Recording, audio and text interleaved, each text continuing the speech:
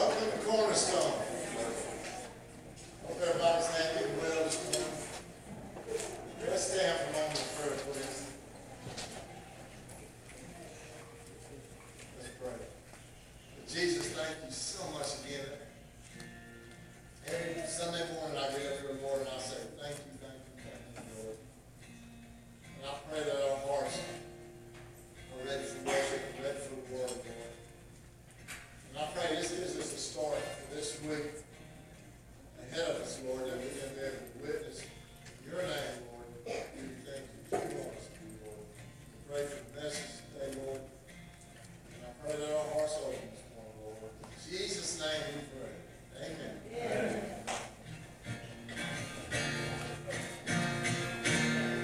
Good morning. Let's start with the declaration today.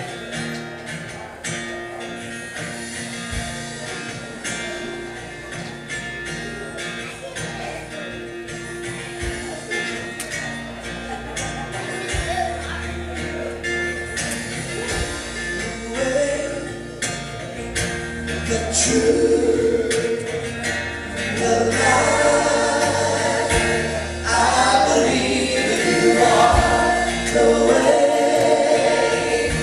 the truth, the light, I believe that you are the way, the truth, the light, I believe you are the way, the truth, the light. I believe you are the way, the truth,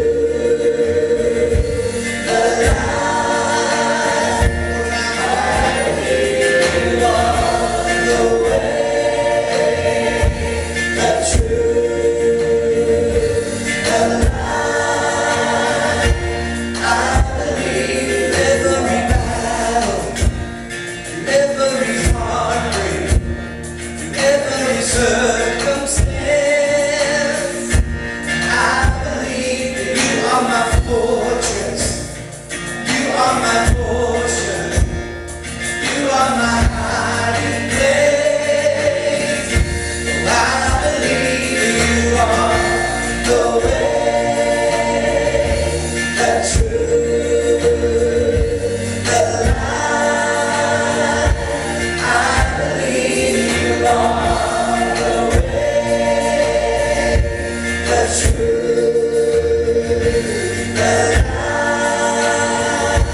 I believe your blessing, through every promise, through every breath I take. I believe that you are provider, you are protector, you are the one I love. I believe that you are the way, the truth, the light. I believe you are the way, the truth, the light. I believe you are.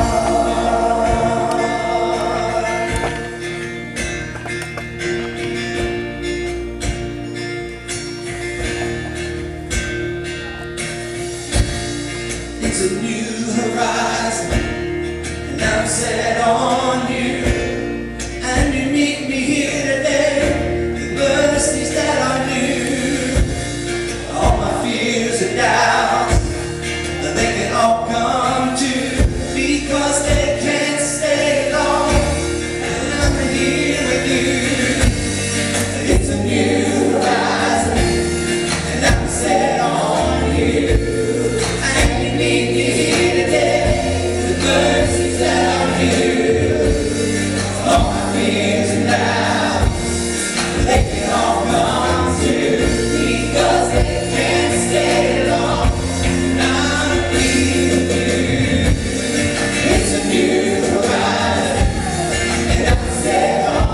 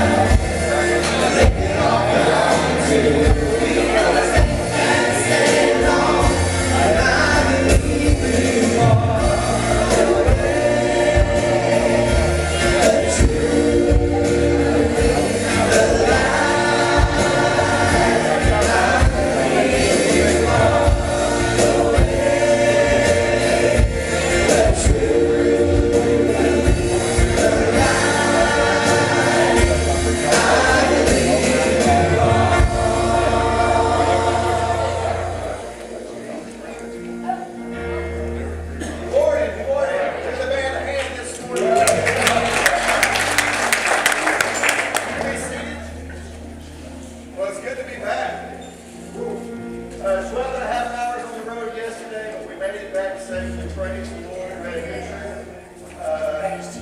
Just a good time away, but I'm ready. I hope you're ready today. Amen. Amen. So I want to announce a couple of things. First of all, our youth are taking up some donations. If you'd like to donate to them, they need a little help. They got some kids going to camp, and then they've got services that are going in the park right now. And we had our first one this last Wednesday night, which is awesome because we're just out there in the middle of everything, right? So anybody that walks up to be part of what's going on, and so just grateful for what they're doing there. Also, I want to congratulate Brenda Putman on your graduation. We have a gift for you. Just want to say congratulations, and we wish you the best.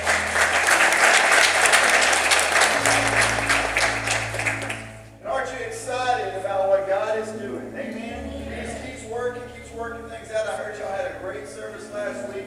So thankful for Randy speaking, Cater teaching on Wednesday night, Randy leading on Wednesday night, where I normally lead as well. Just so grateful to have people that you can go to when you're out, that you know the job is going to get done. Amen? And God just showed up last week, and so grateful for that as well. Just looking forward to today. I asked the ushers if they will to come up this morning. If you're a guest of ours, we don't expect you to give this morning. We're looking for people who call this their home to invest in their home. Amen? And you've been doing that, and you've been doing an excellent job. So many of you give generously, and I know that God is pleased with that. What are we here? We're super generous. We give and we don't worry about it. We give out of one hand, and we fully believe that God will put in the other for us to keep giving to His kingdom. We sow into a kingdom that's never going to go bankrupt. Amen? And our giving is a blessing that God allows us to do. It's not that He needs my money, but it's that He uses my money to build His kingdom. Because He gave it all to me anyway. Amen? So thank you for that. Let's pray this morning. God, we praise You. We thank You, God, that You're going to be in the house today, that You're moving amongst us right now, God, that You're speaking to our hearts. Lord, I pray that You would bless this offering, God. I pray that You would use it to build Your kingdom, God. Lord, that we would see, God, Your kingdom expand through this community, God. We know that there's thousands, literally, that will sit at home this morning, God, when they could be here, Lord, hearing Your word. People that You want to love on, God. People that You want to give purpose to. People that You want to give a platform to, God. And so I pray, God, that we would go out and we would let them know about You, God. That we would encourage them, God, to walk with You, to learn from You, God, and to see just what You can do with their life. The ones who think that the situation is hopeless, God, we pray for them this morning, God. The ones who are physically unable to attend this morning, we pray for them this morning, God. And we pray for the ones that are just not even interested, God, this morning. That You would begin to speak to their heart, God. That You would set a fire that would begin here, God, and spread in the community, Lord. Take this offering, God. Use it to build Your kingdom, but use us to build Your kingdom as well, Lord. In Your name I pray. Amen.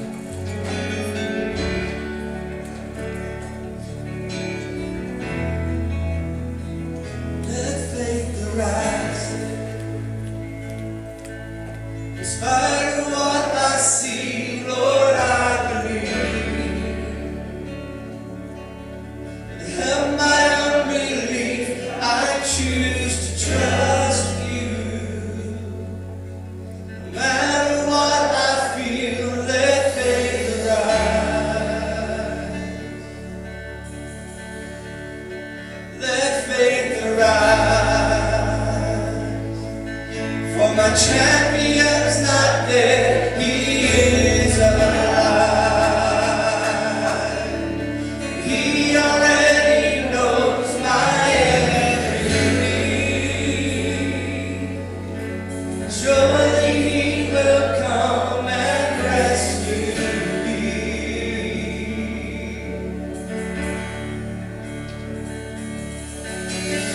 God of miracles, come. We need your supernatural love to break through. Nothing's impossible. You're the God of miracles.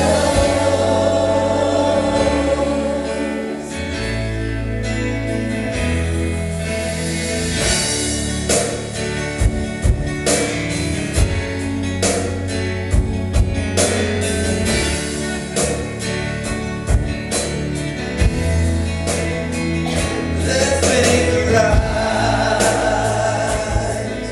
and see the kingdom come. I lift my eyes, for the battle has been won. My God is faithful.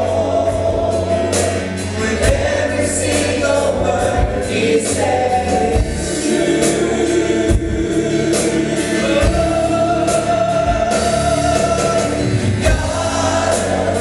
miracles come.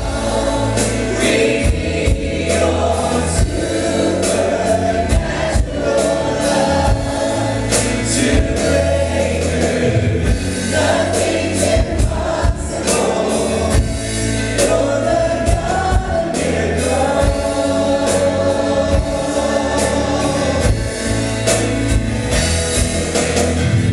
This world is shaking, but you cannot be shaken.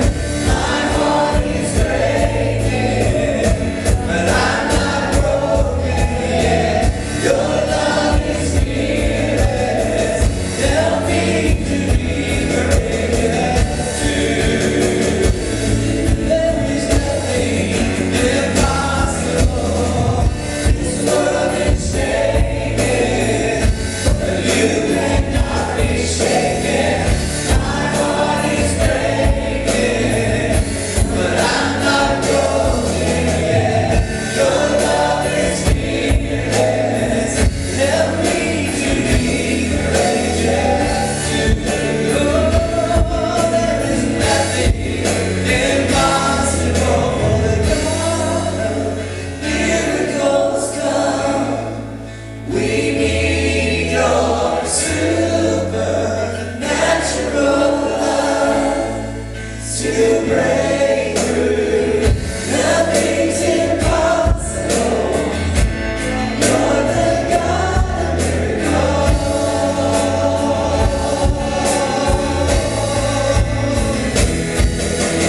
God of miracles come.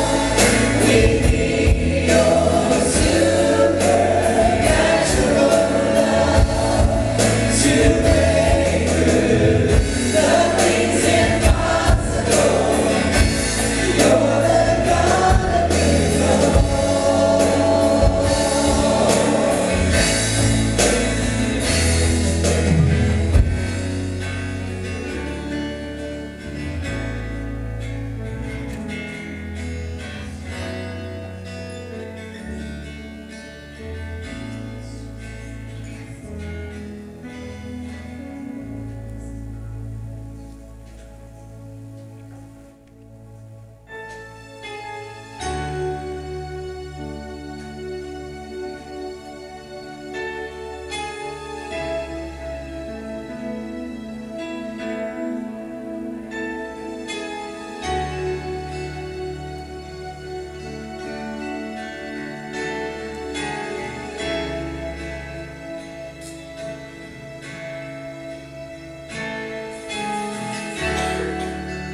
Walking around these walls, I thought by now they'd fall, but you have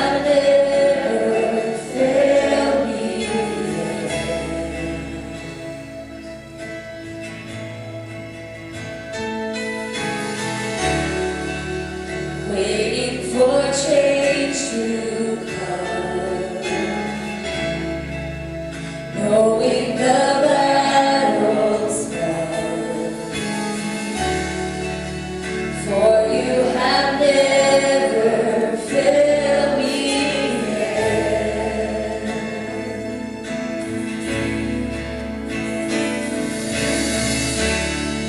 Your promise still stands. Great is your faithfulness, faithfulness. I'm still in your hands. This is my confidence. You've never failed me yet.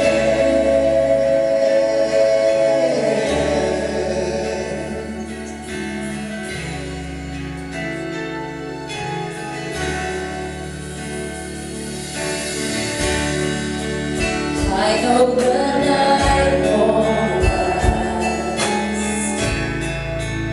Your word will come to pass.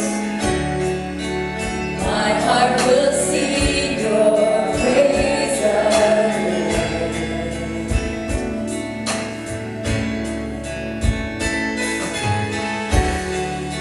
Jesus, you're still enough.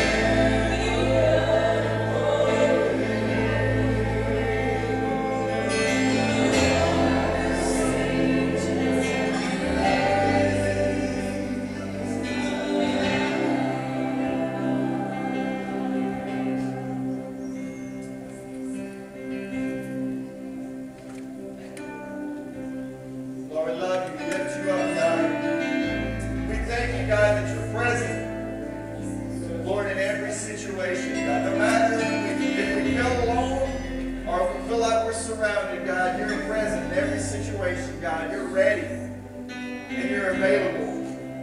And those who seek you find you, Lord. And we're excited, Lord, because we're going to be the seekers. We're going to be the waiters, those who wait upon the Lord. We're going to wait. We're going to seek and then we're going to wait. And I praise you for that, because when we do, we're going to see the very face of God. And I praise you for that today, God. So speak to our hearts today, God. Open up your word and let it be alive and active today. Piercing like a dart, God. Flying like an arrow, God. Through us, Lord. I pray you would expose us, Lord, before you this morning, and that we would find peace in you, God. And we would find your presence this morning. In your name I pray. Amen. Give him a hand this morning.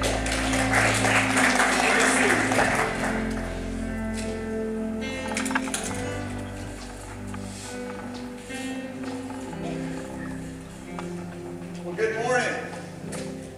Can I encourage you this morning to keep on fighting, keep on battling, keep on going, keep on doing what you know is right, and do not let the devil get you into this mindset that you have messed up too much, that you have failed too many times, because all he's trying to do is disable you.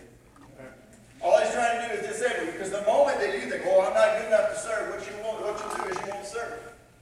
The moment where you think, oh, I've messed up too many times for him to use me, that's the moment that you won't be able to be used, because you're not allowing yourself.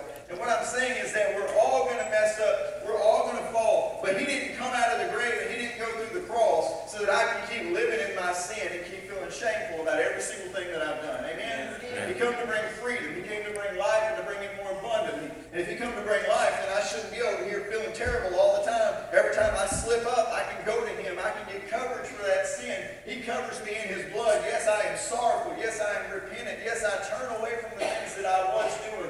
But I shouldn't have to live in prison by the things that I've done when he's come to bring freedom. All right, are you ready this morning? I'm ready. All right, Romans chapter 7. If you got your Bibles, go there this morning. But I'm telling you, man, get encouraged and keep going after God. Don't find a reason not to. All right, Romans chapter 7, starting with verse 15. It says, I do not understand what I do. For what I want to do, I do not do. But what I hate, I do. And if I do what I do not want to do, I agree that the law is good. And it is no longer I myself who do it, but it is sin that's living inside of me. For I know that good itself does not dwell in me, that it is in my sinful nature. For I have the desire to do what is good, but I cannot carry it out. Do you feel like that this morning? Say amen. I have the desire to do what is good, but sometimes I just can't carry it out. For I do not do the good I want to do, but the evil that I do not want to do, that is what I keep on doing. Now, if I do what I do not want to do, it is no longer I who do it, but it is the sin that is living in me that does it. Man, do you ever feel like this? I mean, you want to do the right thing, you try to do the right thing, but in a moment you make a decision and you mess up. It's like you work hard trying to live out your Christianity for all to see, and then in a moment of weakness we fail. Have you ever been there when your mouth just gets loose and you say something hurtful? Or you fall to a sin that you thought you had victory over? That's me, because a lot of times I think I've got victory over something, then I trip over it, didn't even see it coming. And then comes what? Then comes the shame. Man, I'm supposed to be further along than that. I ain't supposed to be falling over that thing. I'm not that person that I was. And you feel all terrible, and then what's it do? It renders you useless. Because now I'm going, I'm just not cut out for this. I can't be a preacher. I can't do this. And what I'm telling you this morning is that I'm not preaching at you this morning. I'm revealing to you something that God's revealing through me. He points it out to me, and then he allows me to share it with you. So I'm not up here throwing darts this morning. If I would, I'd have to throw them myself. And what I realize is that shame comes and it renders us useless. And see, sin seems to find its way back into our life, and it creeps in when we least expect it. Often sin doesn't present itself as something big at first. Maybe it's a quick decision, and in that moment, almost without thinking, you lie.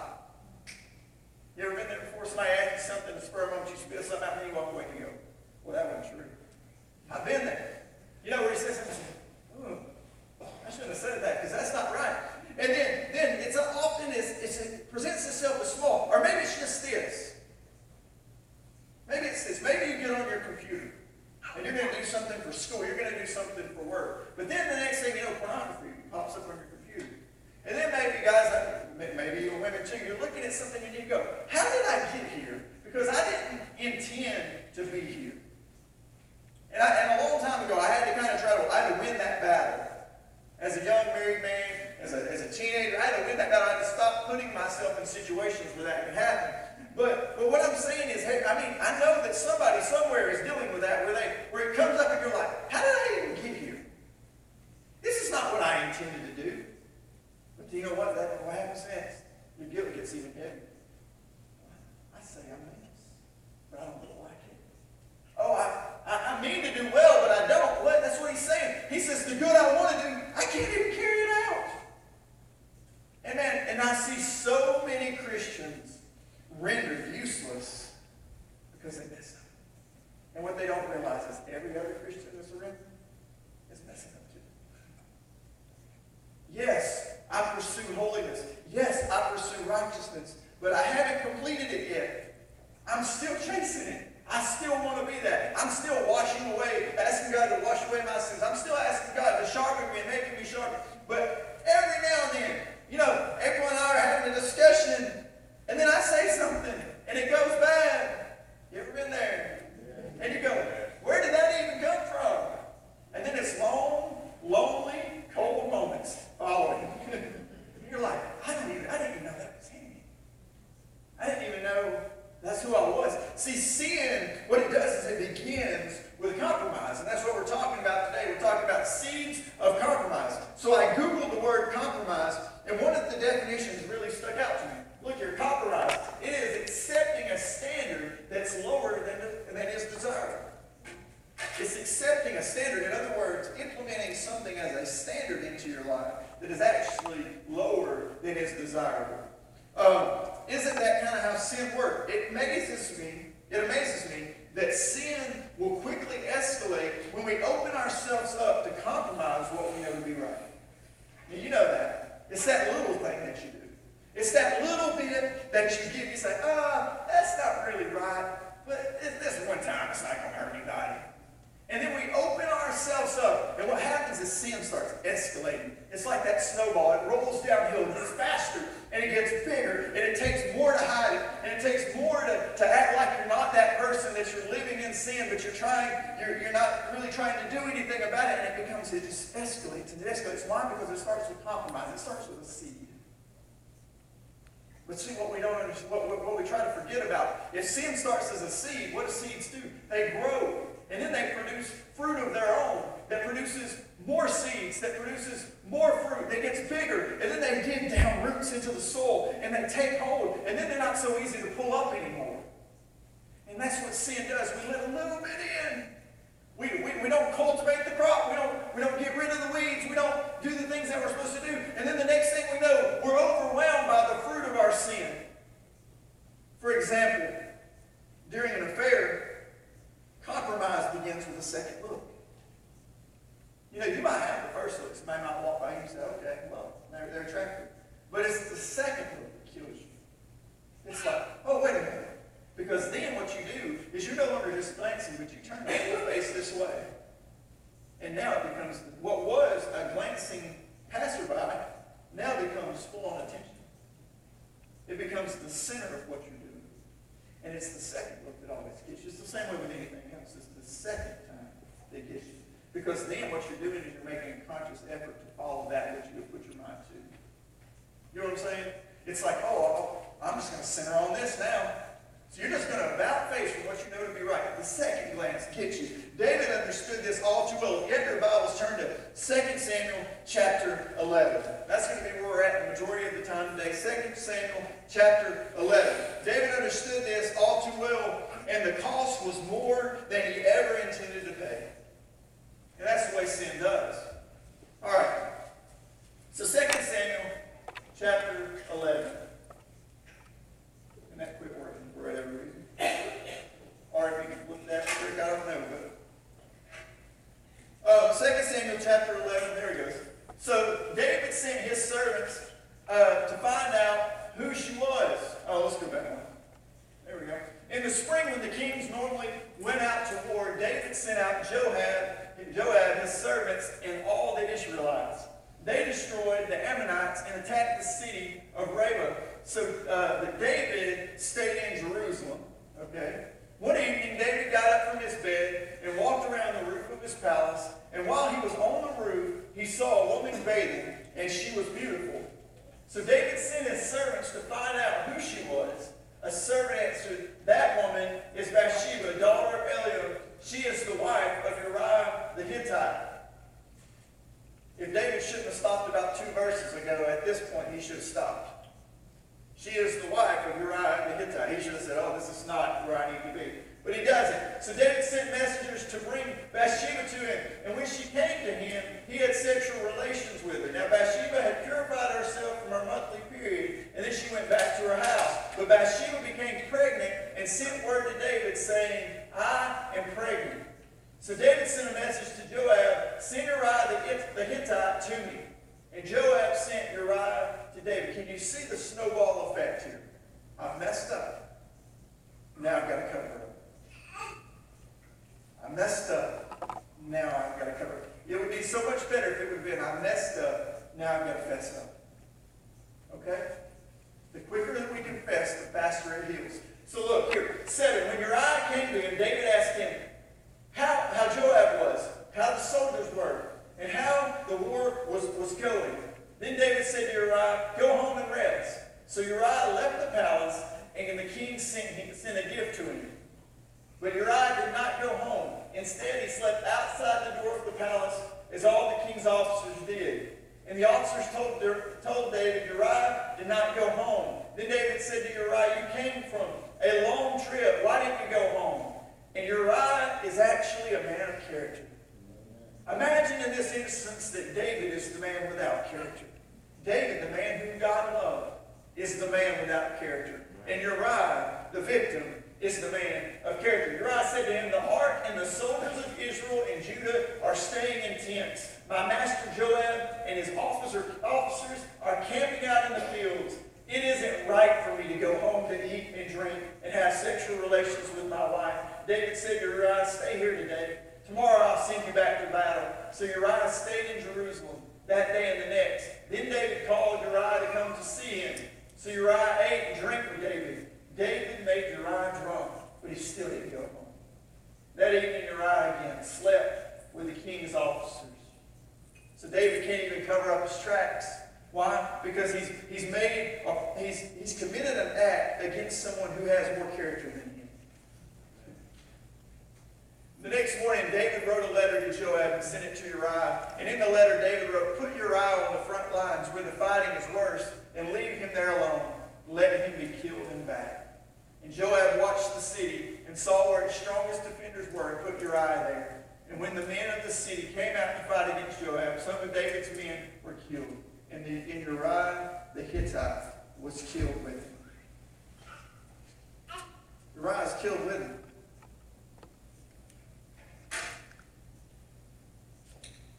It says that David gave the letter to Uriah to carry to Joab. David is low enough to give a letter to Uriah that says, "Put me in a place to kill me." Uriah has no idea that he's carrying the very letter that's going to secure his death. And David is this king who's still in Israel in his honor. The Star of David is still there, but yet he messed up. Why? Because the things he wanted to do, he did not do. The things he wanted to do, he could not overcome. And if David couldn't overcome, then I'm not surprised when we can't either. Our only hope in overcoming is Jesus. And now let me show you. Because if you're going to have a great sin, if you're going to have a great problem, if you're going to commit a great act, then it starts somewhere. And if you can identify where sin starts, then you can know how to battle it. But if you don't understand where sin comes from, then you'll never be able to battle it. The passage starts out like this. Let me when the king normally went out to war, David sent out Joab, his servants, and all the Israelites. David's not where he's supposed to be. Isn't that the place that you always get in trouble? When you're somewhere where you know you're not supposed to be, I'm not going to go around and hang out with other women by myself. Why? Because it's going to get me in trouble. And it says that in a time where David is supposed to be out at war, he stays at home and lets somebody else do the fighting for him. David's always been a warrior. Yet in a time when kings go off to war, David is at home. And he's not just at home, but he's wandering around on the roof of the palace when he should be in bed. So he's somewhere where he shouldn't be doing what he shouldn't be doing. And then sin finds him. And we act like we're surprised. That's how it goes. When you're where you're not supposed to be, doing what you shouldn't be doing, sin is going to find you. So David then, instead of fleeing temptation, what does he decide to do? He decides to entertain it. That's that second look that we're talking about. David sees Bathsheba bathing, and instead of looking away, he takes a second look. Now David has a bigger problem because he can no longer simply think on the lady he wants. Now he will compromise again what he knows to be right, and he will act on that what he sees. See, when you turn your body full facing this way, your body's going to go where you're looking. It's that second look that turns the body. It turns more than the head the second time. It turns the action. And he says, oh, it's not enough for me just to see it. Now what? I must have it. Why? Because sin is fierce. It grabs you. And it wants you. And I'll show you that. But David asks, he asks this, he says, who is Bathsheba? Look here. So David sent his servant to find out who she was. And his servant answered, that woman is Bathsheba, daughter of Ellen. She is the wife of Uriah the Hittite. And again, this is a red flag for David to stay away. But sin has him now. And once you go down that path, often it's too difficult to go back. Because the pull is too strong. Isn't it funny, though? When you first see sin, you can stay away from it. But if you start entertaining it, it's like it latches onto you. It's like it continues to consume you. It feeds off of you. And all of a sudden, you have to do what it sees. A little compromise leads to a little more. And you're about to see David experience what God described to Cain in Genesis. I'm going to show you what God says to Cain in Genesis, and you're going to understand how David ended up where he ended up. Here we go. Genesis chapter 4, verse 6 and 7. It says, then the Lord said to Cain, why are you angry? Why is your face downcast? If you do what is right, will you not be accepted? But if you do not do what is right, sin is crouching at your door, and it desires to have you, but you must have rule over it. When David took a walk on the roof, sin was crouching at his door. It was waiting on him. And that means that for me, in the things that I do, sin is waiting at the door. Sin is waiting. For David, it began when he compromised and stayed home when he should have been at war. Then all he needed was the right opportunity. So the devil presents an opportunity for David. An opportunity that not only plagues David, but many, many other men. He presents David with a beautiful woman. And he says, make your choice. And do you realize what's even more interesting is that David is king. He can have literally any woman he wants. That's proven that he had somebody else's wife. But he could have had tons of other women that were available to him. He could have had all the virgin daughters of everybody in town. He could have went by and picked all of them. They could have all been his wife. He had multiple wives already. Solomon proved that it was perfectly fine to have as many wives and concubines as you wanted to have. He had plenty, like 300 and something concubines, I believe. Just, he had the choice. Why Bathsheba? Why? Because Bathsheba is the one thing that he can't have. It belongs to somebody else. And what is it about sin that takes you from where you are to somewhere where you don't need to be and says, you must have this? It's that lure. It's that taste. It's so good. And haven't we all been there with sin when we had other options, but we chose the things that were off limits? Adam and Eve did the same thing. Here's you a full place to eat from. Eat from it all, except the one. Don't eat from this one. Don't eat from this tree. And God was telling them because he was protecting them, not because he was trying to keep them from having something. In the same way for David, somebody should have went up and told him. They should have said, don't do this, David. It's going to be bad for you. You're going to suffer because of this. But compromise leads to compromise. And when you plant a seed, it always produces fruit. And that's what it's doing here. In the same way for Adam and Eve, it was the second thought. They became fixated on the tree that they couldn't have. They became fixated on what they couldn't have and instead of what they could. And that's why a lot of people don't choose Christianity, because they're afraid of a list of rules that tell them what they can't have. And so they become fixated on other things because they want freedom. But what they don't realize is they're getting bondage. It's because it's not the things that he's trying to keep you away from. It's the things that he's trying to protect you from. For David, sin is crouching at his door. And David's small compromise has left the door open. And now the lion is waiting by the door. Sin is that lion. Look here. Be alert, so reminded. Your enemy, the devil, prowls around like a roaring lion, looking for someone to devour. And no one would ever intentionally crack that door open and there's a lion outside. But yet when David made the compromise to stay home when he should have went to war, when he made the compromise to walk on the roof when he should have been in bed, he left the door open just enough for the lion to pounce through and to consume him. And that's what happened to the lion. It waits patiently. It crouches outside the door. It waits for you to crack the door open. And then it lunges through the opportunity that we created for him. You say, how did sin get in my life? I left the door open for him. It ain't nobody else's fault. I had the key to that door. I opened it up. See, sin finds a way into our life. It begins as a seed. What is interesting about a seed is that a seed is below the surface. It's out of sight. It's out of mind. But even when no one's looking, it grows. And with each moment, it gets stronger until it eventually is left alone and it produces a harvest. You can plant a seed in the ground and walk away. A lot of times it'll grow and produce fruit. It'll produce fruit. And what's bad is the second look that you give, all it does is cultivate that crop to produce even more fruit. And that's what it's doing. It's blooming below the surface. And sin now has completely grabbed David, and he's consumed by it. Look here, verse 4. So David sent messengers to bring Bathsheba to him. And when she came to him, he had sexual relations with her. He knew it was wrong. He had been warned she was the wife of Uriah. But sin was waiting. And when David left the door open, sin began to rule over David. Can you remember there have probably been times in your own life where you left the door open? Times when you just said, oh, I'll be okay. I'll be fine. It'll be all right. I'll go over here. I'll do this. It won't be it. But you made a conscious decision. I've made it. Where I was like, that's not that big a deal. And you turn and you kind of do your own thing. And next thing you know, you're trying to cover up something that's bigger than you are. Do you realize there is no one else in the kingdom of Israel who could rule over David? But David allowed sin to rule over him because he wanted what sin had to offer. Sin can't rule over you when you belong to Jesus. What? Unless you select it. And we only select sin when we want what it has to offer. And we totally forget that God's offering something more. Are we like that?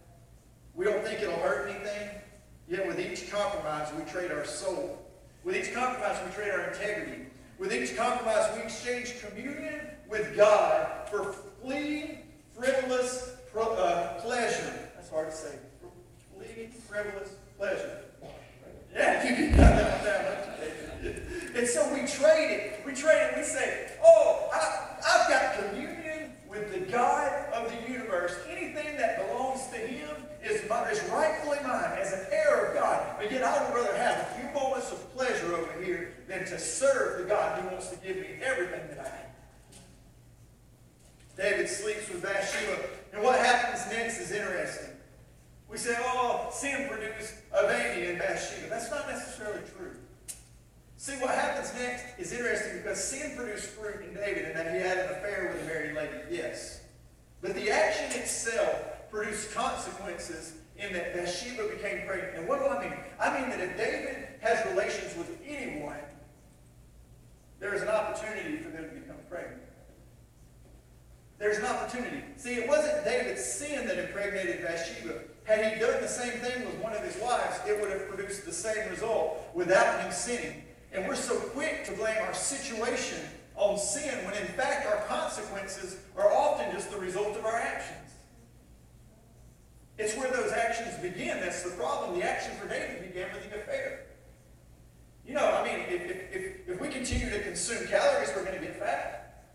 It's the same way for anything else. This is not just a sin problem for David. This is a problem that he's placed his actions with wrong motives, which not only created a sin problem, it created a consequence problem. If I go out and break the law and Brett arrests me, you know, it's not Brett's fault. I broke the law. And the consequence of my action, not only is it a sin to break the law because I'm supposed to follow the rules that are laid out before me, but there's also a consequence to that sin in the fact that he has to arrest me and I have to go to jail. Either way, for David, he now has a bigger issue. And that's what sin does. It's that seed that's sprouting below the surface that continues to grow. It continues to blossom. It continues to take root. Because compromise leads to sin. Sin leads to an affair. The affair led to pregnancy. And now instead of confession, David panics and decides to cover up sin with sin. And if you don't write anything else down this morning, write this down. You can't hide darkness in darkness. Darkness is only cured in light. Yeah. Did you say he had 300 wives? David had multiple wives. Yes. And that adultery or adultery? Well, at the time, it was permissible. That part was permissible for the king to have multiple wives. And so as long as he operated inside of that, it was fine. But he operated outside of that and wanted somebody else's wife. Yeah, it was part of custom then for him to have multiple wives. And so they could have that. And that's what's so frustrating about the whole situation, is that he could have all that he wanted, but he chose to have something that was already taken. Yeah. And so what you get here is you can't hide darkness in darkness. Darkness can only be taken care of. It can only be cured in light. Look here, John 3:20. Everyone who does evil hates the light. And they don't come to the light for fear of what? That their deeds are going to be exposed. Isn't that true? Who wants to go around confessing what they've done? Who wants to go around and say, oh, I'm terrible, I did this, and this. Nobody wants to. Why? Because they hate the light for fear their deeds will be exposed. But yet, until it comes to the light, it cannot be cured, it cannot be dealt with, and nothing can move on. An affair hidden in the dark will keep reaping the consequences of the affair until it is brought to the light, and then it can be dealt with. But you can't deal with things in dark places. You have to expose them. And so what happens here, this is not the David that we're used to reading about. God called David what? A man after his own heart. But yet we see clearly now just how deadly the fruit of compromise can be. I'm sure that David, if he were alive today, he'd like to leave this chapter out of the story. There's a lot of great things about David. You read through 1st and 2nd Samuel, some of you who are doing the Bible read through, you see that right now. We see David's done all these great things. But then there's this one mark, and I think it's in there to help us understand that David is human. And David was very much capable of sinning, just as he was of living righteously. Now, I want you to think about for a minute, I want you to think about the David that killed Goliath. That David is the one who is anointed to be the next king of Israel. That David is the one that no one expected, but God selected. That David is the one who obediently served his father, watching his sheep and following his father's commands. David would never even have been on the battlefield the day that he killed Goliath had he not listened to his father when his father said, go and carry this to your brothers and check on your brothers. David was being obedient to his father and put him in the right places to inherit the blessings of God. That ought to tell you something. This is the David who would play the harp and write songs to God. This is the David who wrote a bunch of songs. This is the David who would play the harp for Saul and his demons would flee. This is the David that was courageous in battle and won every battle and gave all the credit to God. This is the same David. Yet the David who killed Goliath and the David we see now, there's a difference. See, yet now when David sins and he sleeps with Bathsheba, it's because the warrior king, the great triumphant David, is hanging around the house when he should be fighting the battles. How does this happen? How do you go from faithful servant, favored by God, to hiding in your sin at the cost of murder? If this guy was in pop culture today, we would crucify him. It begins when he's in the wrong place at the wrong time. which is just like this. You know, people used to say this. They'd say, where does trouble live? They'd say, on Trouble Street. Trouble lives on Trouble Street. When you spend time in places that you know are unhealthy for you, you will fall into the temptations that surround you. If you've got a problem with addiction, you probably don't need to be hanging with other addicts. If you got a problem with drinking, you probably don't need to be hanging with people who get drunk every weekend. If you got a problem even with affairs, you might not want to spend a lot, time quietly with other women. You might not want to put yourself in that situation because trouble lives on Trouble Street. And when you hang there, you inherit what is there. And David, although I'm sure did not intend to have an affair or have to murder to cover it up, he opened himself up to begin. He opened himself up at the moment he began to compromise and stay at home when he should have been at war. He cracked the door open. And what did the lion do? It was hungry. And it came in to eat. It devoured him. The sin got him. So how did David get there? I started thinking about this. How did David get there? And I thought about this. You know, David at once, he was this great psalmist. He wrote all these songs to the Lord. But do you remember when he killed Goliath? It says that the women were out in the street, and they began to sing David's praises. And they said, Saul's killed his thousands, and David's killed his tens of thousands. Maybe, just maybe, David got to used to hearing the songs about himself more than he did the songs about God. Maybe he just got caught up in the songs that were about him. And maybe David's pride had set him up for a fall. Look here, Proverbs 16:18. Pride goeth before destruction, and a haughty spirit before the fall. It's like when I think I've got it figured out, that's usually when I trip. When I think, oh, I'm doing good, I'm the pastor, I'm doing this.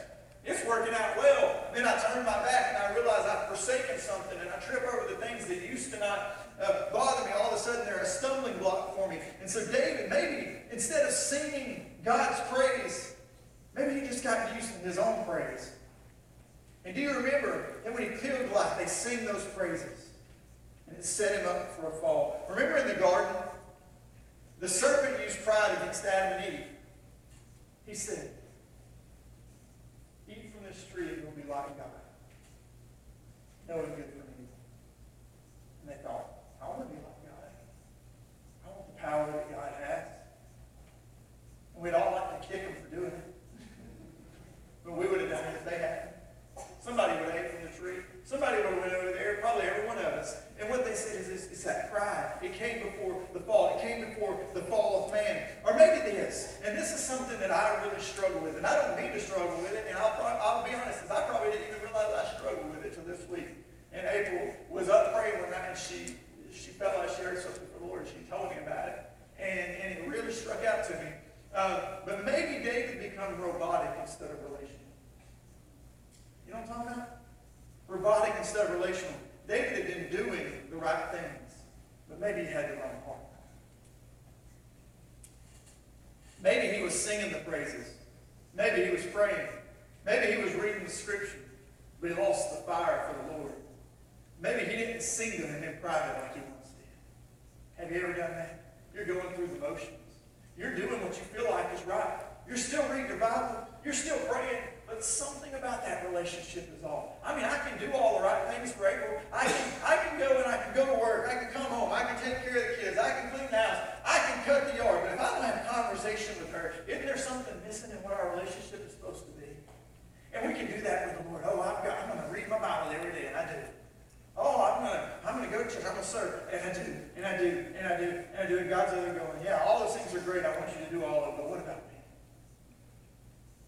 Robotic versus relational. See, robotic relationships do the right thing, but they forsake the relationship. They love the hand, but forsake the heart of God. They serve, but they never sing. They work, but they never worship. And they still feel like they're doing right, but their heart is not like it once was. And I get fired up. I love to serve the Lord, and I want to do all I can for Him. But sometimes I need to take time just to have a conversation with Him. Sometimes it doesn't need to be about what I do. It needs to be about who I love. And if I love the Lord, then I need to not always be robotic. I need to be relational. David was vulnerable to the attack. See, when you become robotic versus relational, it leaves you exposed to attack because in your mind, everything looks right, but in your heart, you've grown complacent. It's easy to be robotic. David would never have fallen to this type of attack when his relationship with the Lord was healthy.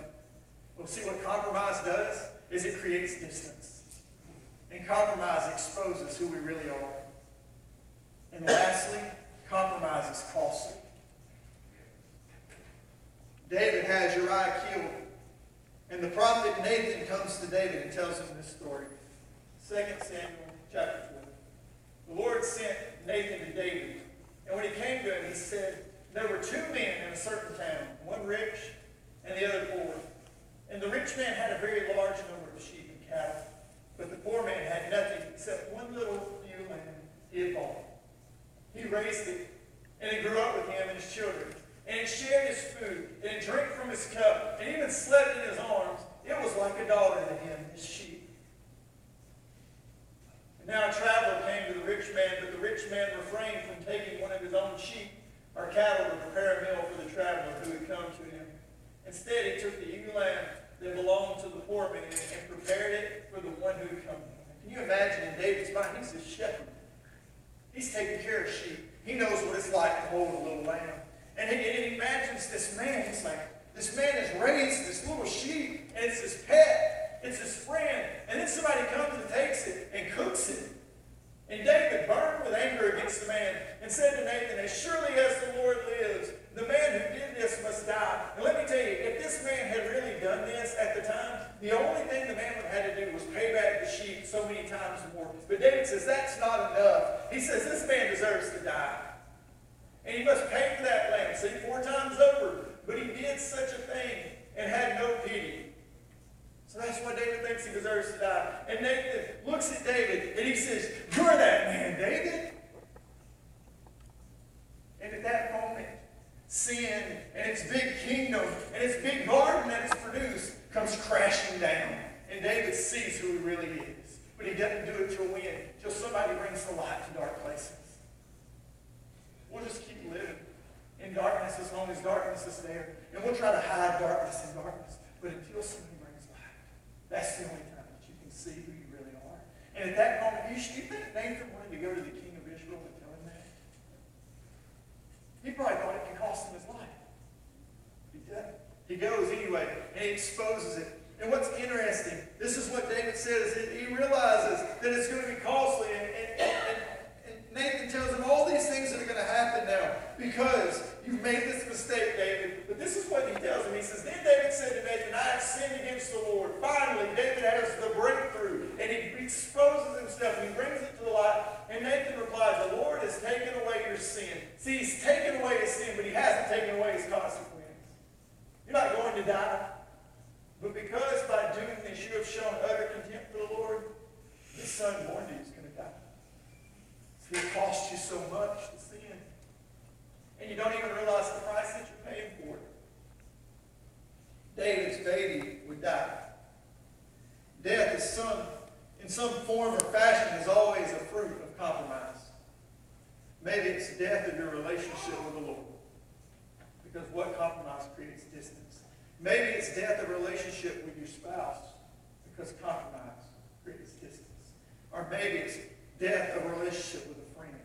Because when you compromise, it creates distance.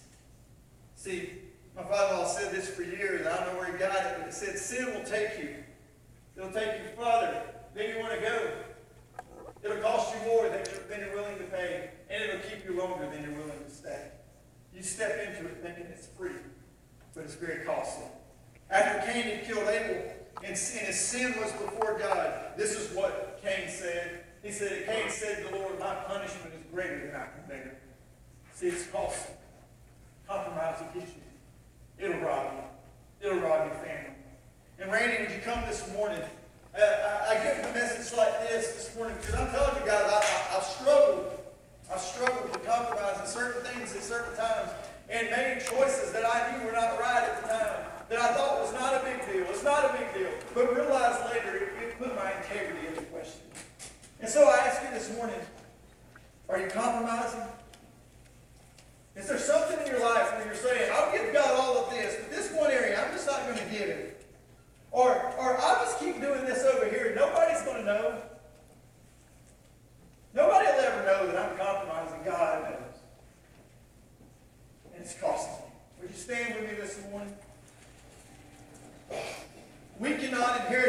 things of God if we cannot confess the things that we're doing wrong.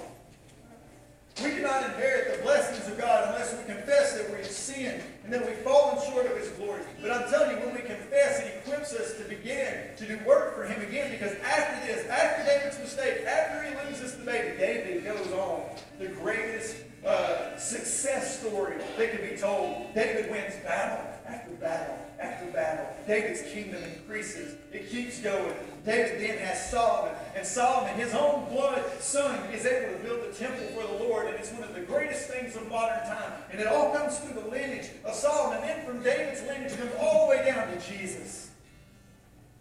See, God will take our mess ups and make up for them. But if we keep letting the seeds of compromise grow, we'll keep reaping the fruit of our sin when we could be reaping the blessings of God. As they sing this morning, ask yourself, am I in a place of compromise? Do I love Him like I used to love Him? Am I robotic or am I relational?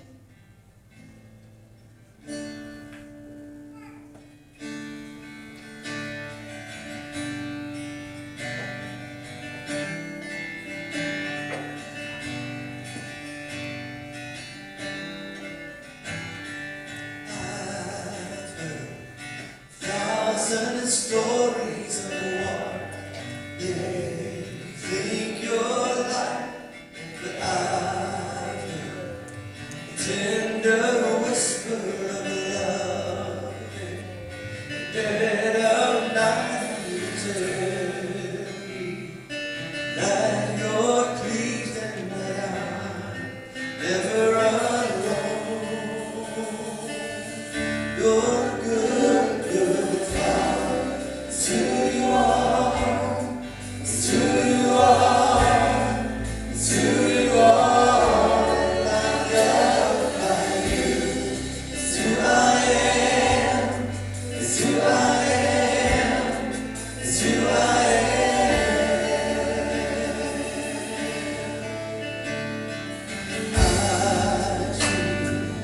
Many searching for answers, far and wide, but I know we're all searching for answers.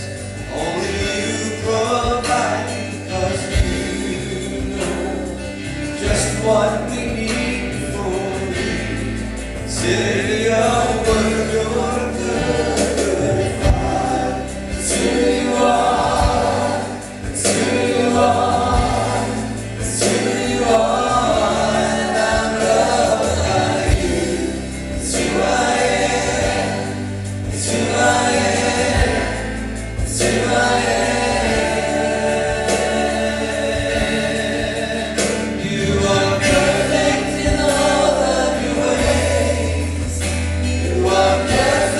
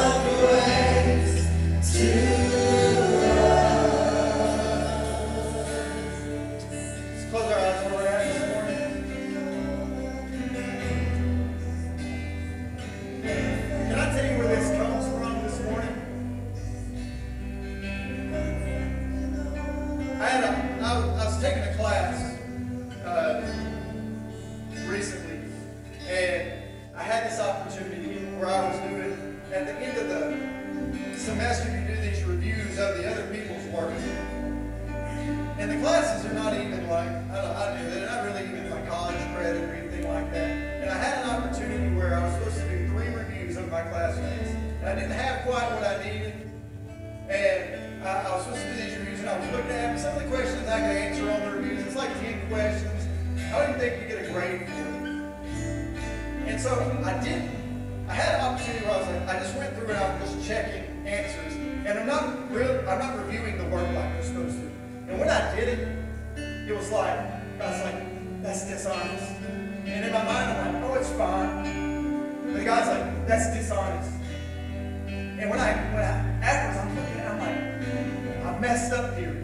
And I was brokenhearted about what I had done. And what I'm saying is, I tell you that to realize that I'm not above the things that you are going through or the things that anybody else is going through. I have my own struggles, the things that I thought, oh, it's no big deal. And God said, yes, it is. Yes, it is. And I look at it and I said, that's just not who I am. And I had to go before God and say, God, I'm sorry. I made that choice to do that, and it's wrong, and this is just where I'm at, God. And I'm still thinking this morning that there's someone here still that says, you know, I'm going through something, and I'm compromising, and if I bring it to the light, then it just can't be dealt with. And I want to sing again. I want to give you the opportunity this morning. I've been completely transparent with you this morning in my own self, in my own struggle. Well, let's be completely transparent with the Lord this morning as they sing. You are perfect in all of your ways. You are perfect in all of your ways. You are perfect in all of your ways to us. You are perfect in all of your ways. You are perfect in all of your ways. You are perfect in all of your ways to us. You're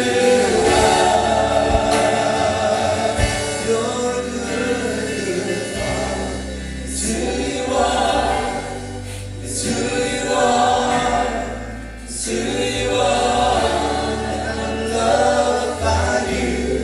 It's who I am. It's who I am. It's who I am. Let's pray. God, we love you. Thank you, God. Show us, God, your ways. Help us to walk in truth and in light, God. Lord, help us to be honest, God. Lord, help us to confess our sins one to another, God, so that you can heal us, God, so that you can heal our situation.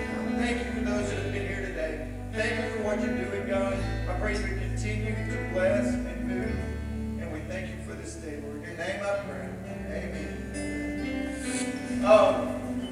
Tonight we have life groups. Pedro, what is your life group? What do they need to bring? Anything to go with hot dogs for Pedro's life group tonight? Pedro, raise your hands so everybody knows. If you need to know how to get there, you can give them here, you can give them Pedro. Also, Tyler's group is meeting tonight. Tyler, raise your hand up high so we can see it. Yep, there he is. Tyler was on here. And you guys, we're grilling it at the Ramsey Life Group tonight, so bring whatever meat you want, and then a side of dessert and drink. Yep. And you can get with Tyler and find out what that life group is, or you can get with me as well. And we thank you for being here this morning. Check on those that are not here. If you would, continue to pray for Skip, Miss Trudy's husband, Skip. He's had some issues over there, and you just lift him up. I told her that we would pray for him, so you pray for him.